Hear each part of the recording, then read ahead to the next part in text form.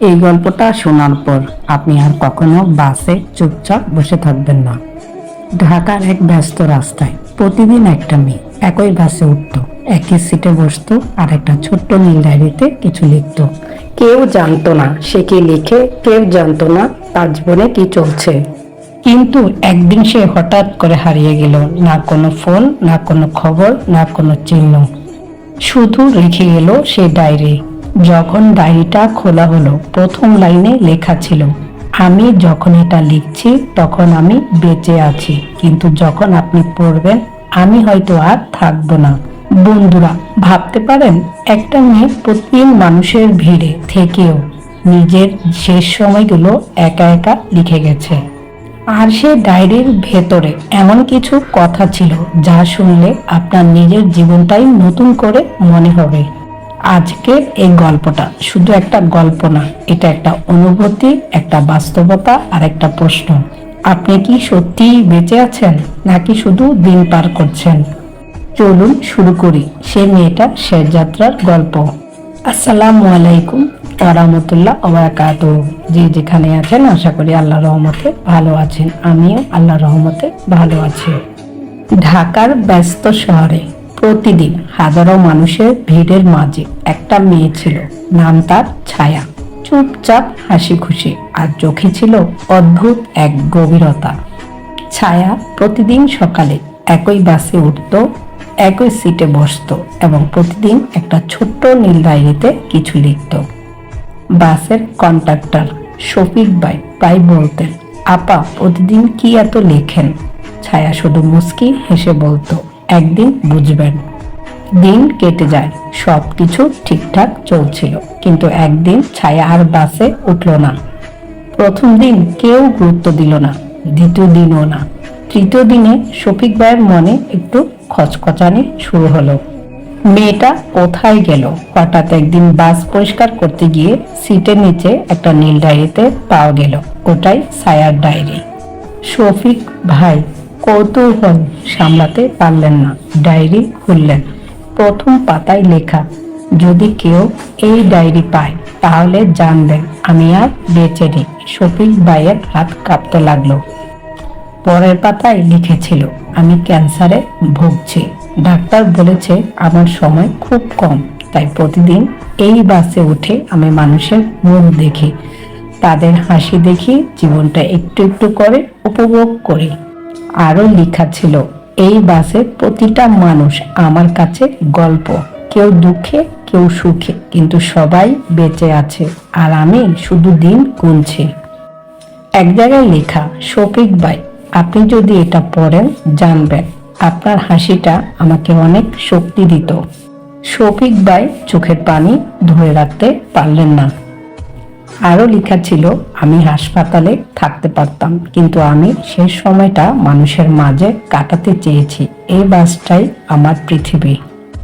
আরো লেখা ছিল, প্রতিদিন আমি নতুন নতুন মুখ দেখি, কেউ হাসছে, কেউ কাঁদছে, কেউ ফোনে ব্যস্ত, কেউ জানলার বাইরে তাকিয়ে স্বপ্ন দেখে, আমি শুধু তাদের দেখে বুঝতে চাই জীবনটা কত সুন্দর, যদিও আমার জন্য সময় খুব কম।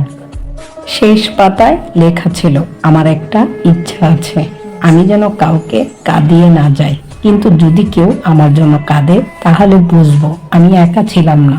আর একটা কথা, যারা এই ডায়েরি পড়ছেন দয়া করে জীবনটাকে অবহেলা করবেন না, কারণ আপনি জানেন না আপনার সময় কখন শেষ হয়ে যাবে। ছায়া আপুর জীবনের গল্প পড়ে শফিক ভাই বদলে গেলেন। শফিক ভাই আগে শুধু ভাড়া নিতেন, এখন তিনি মানুষের সাথে কথা বলেন। শফিক ভাই যাত্রীদের বলেন, ভাই কেমন আছেন, আপা বসেন।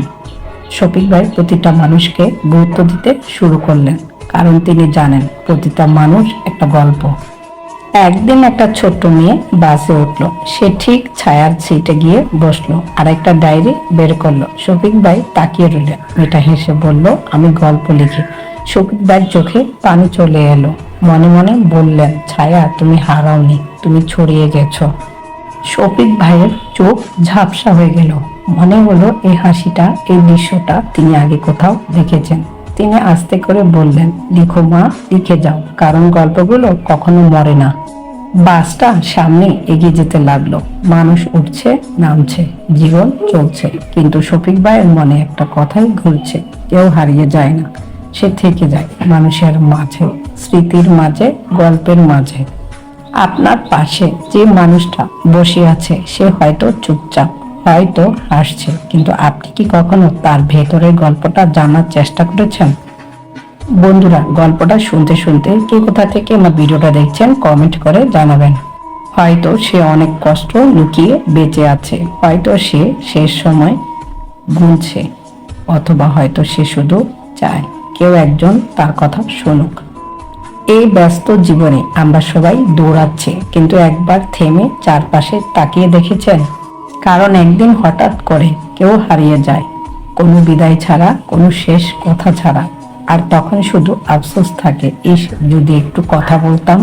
তাই আজ থেকেই মানুষকে গুরুত্ব দিন, ভালোবাসা প্রকাশ করুন, কারণ আমরা সবাই ভাবে সময় অনেক আছে, আজ না বললে কাল বলবো, আজ না খোঁজ নিলে কাল নেব, কিন্তু সেই কালটা অনেক সময় আর আসে না, কারণ এই পৃথিবীতে সবচেয়ে অনিশ্চিত জিনিস হলো জীবন। কে কখন হঠাৎ করে হারিয়ে যাবে কেউ জানে না, কারণ আপনি যার পাশে বসে আছেন সে হয়তো বাইরে থেকে শক্ত, কিন্তু ভেতরে ভেঙে পড়ছে প্রতিদিন। কারণ অনেক মানুষ হাসির আড়ালে কষ্ট লুকিয়ে রাখে, চুপচাপ কান্না করে আর অপেক্ষা করে কেউ একজন বুঝুক। কারণ একটা ছোট্ট কেমন আছেন, একটা হাসি, একটা ভালোবাসার কথা কারো জীবনের সবচেয়ে বড় শক্তি হয়ে যেতে পারে। কারণ যে মানুষটাকে আপনি আজ অবহেলা করছেন, একদিন সে হঠাৎ করে আপনার জীবনে আর থাকবে না, আর তখন আপনি হাজার চাইলেও তার সাথে আর একটা কথা বলতে পারবেন না। গল্পটা বলতে বলতে আমি খুব ইমোশনাল হয়ে গিয়েছিলাম, সবাই ক্ষমার দৃষ্টিতে দেখবেন। আমাদের জীবনটা খুব ছোট, কিন্তু আমরা বুঝতে বুঝতে অনেক সময় অনেক দেরি করে ফেলি। শেষ সময় কেউ টাকা, নাম কিছুই মনে রাখে না, শুধু মনে থাকে কে তাকে ভালোবেসেছিল, কে তার পাশে ছিল। জানেন বন্ধুরা, আমরা সবাই একদিন গল্প হয়ে যাব, কিন্তু প্রশ্ন হলো আমাদের গল্পটা কি কারো মুখে হাসি আনবে, নাকি শুধু আফসোস রেখে যাবে? বন্ধুরা, আমার ভিডিওটা যদি আপনাদের কাছে ভালো লেগে থাকে, লাইক কমেন্ট শেয়ার করে পাশে থাকবেন। আপনাদের এক একটা লাইক কমেন্ট শেয়ার আমার কাছে খুবই মূল্যবান। বন্ধুরা, আপনাদের জন্য একটা কুইজ আছে, এই গল্পটা থেকে আপনারা কি শিখতে পারলেন আমাকে কমেন্ট করে জানাবেন। আপনাদের এই কুইজের উত্তর আমি পরবর্তী ভিডিওতে জানিয়ে দেব। আগামীকাল ঈদ, সবাইকে ঈদের অগ্রিম শুভেচ্ছা। আপনাদের সকলের ঈদ কাটুক পরিবার পরিজন নিয়ে। সবাই ঈদের আনন্দে মেতে উঠুন। এতক্ষণ ধৈর্য ধরে আমার ভিডিও স্কিপ না করে সম্পূর্ণ দেখার জন্য সকলকে অসংখ্য ধন্যবাদ। যারা স্কিপ না করে আমার সম্পূর্ণ ভিডিও দেখেছেন ধৈর্য ধরে, আপনাদের সকলের জন্য রইল আমার অন্তরস্থল থেকে অনেক দোয়া এবং ভালোবাসা। সবাই ভালো থাকবেন, সুস্থ থাকবেন। আল্লাহ হাফেজ। আসসালামু আলাইকুম।